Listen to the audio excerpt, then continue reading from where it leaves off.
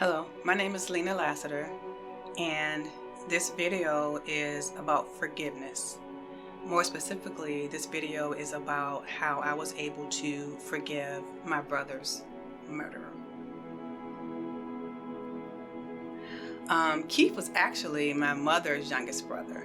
We were 6 months apart, but she had me at a very young age, so we grew up more like brother and sister. We did everything together, learned how to write together, so he was my brother. September 3rd, 2007. I'll never forget that phone call.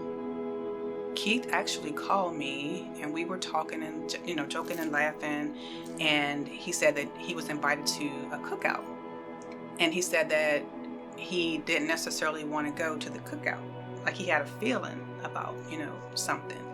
So I remember telling him, well then don't go. If you don't feel right about going, then don't feel pressured to go. I had no idea that that would be the last time that I would speak to him again. So later on that day, I was driving home from the airport and my mother called me, and I can tell just by the tone in her voice that something was wrong. Initially, I thought that her dog had died, but she kept saying to me, I need to get home. So I knew whatever the news was, she didn't want to tell me while I was driving. So I rushed home and I called her back to learn that Keith had been murdered on his way to that cookout that he said he didn't want to go to. The murder was basically a setup, and it was over a girl, believe it or not. The person that Keith was riding with knew that he was going to confront Keith's murderer that day when they went to the convenience store. Keith was actually murdered at a convenience store on his way to the cookout. He was stabbed. They left him there. They took his wallet and they left him there on the street to die like an animal. I had so many different emotions running through my head. I was upset. I was mad at him. I was mad at Keith because he went. I was upset with the person who murdered him, because how could you do that? How could you stab someone over a female and leave them on the street to die? And I felt like this person didn't even deserve me saying his name. To me, he was a monster, a cold-blooded killer.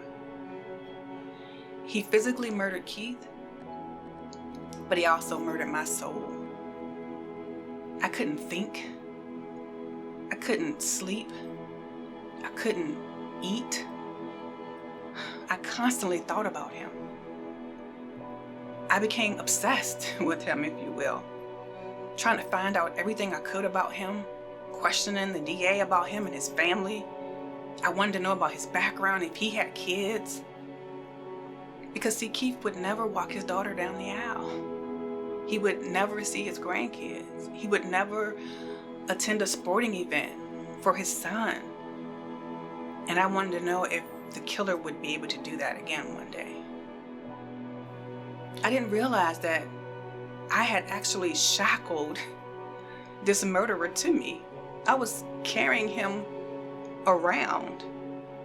I would actually even go to the prison ministry and witness and preach to the women in the prison ministry. And of course it was God's grace. But I would get in my car and I would cry all the way home. I would try to tell people how I felt, and they would tell me to be absent from the body is to be present with the Lord. That would just infuriate me, because he was 36.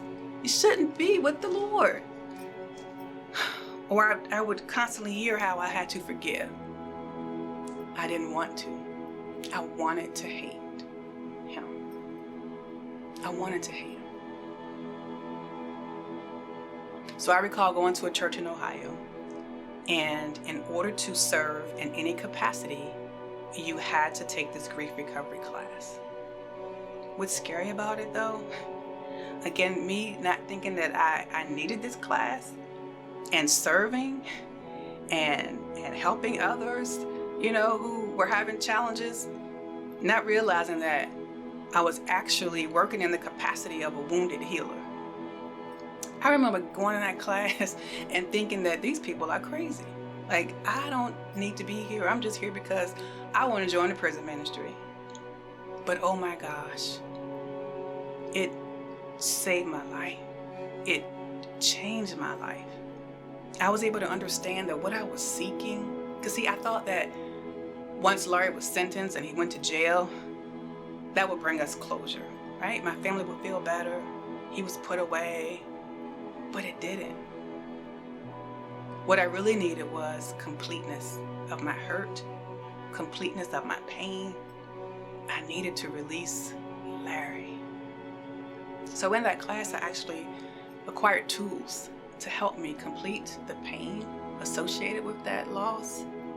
And with that, my obsession with Larry actually turned into compassion.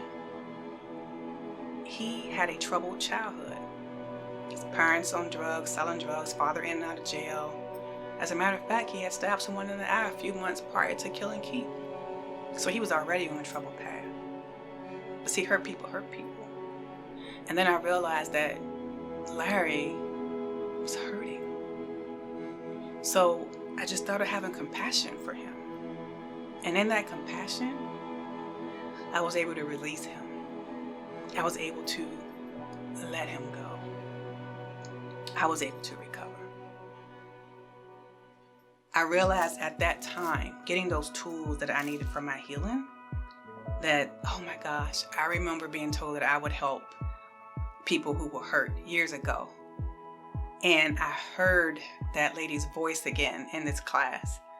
And at that time, I knew that my purpose in life, a gift that God had given me, was to help other people who are dealing with pain associated with a loss of any kind.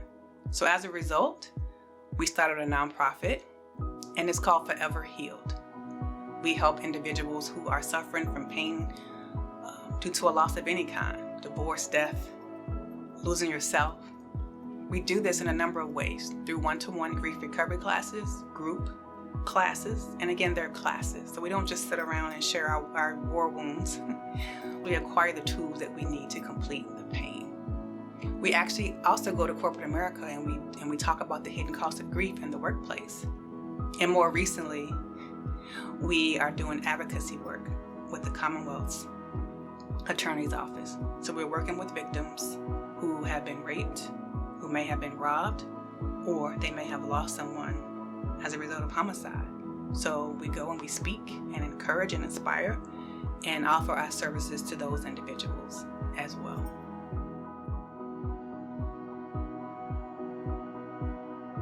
So they can find us at www.foreverhealed.com. We're on Facebook, Forever Healed. We're on Instagram, Forever Healed. And we're on Twitter at @4EverHealed.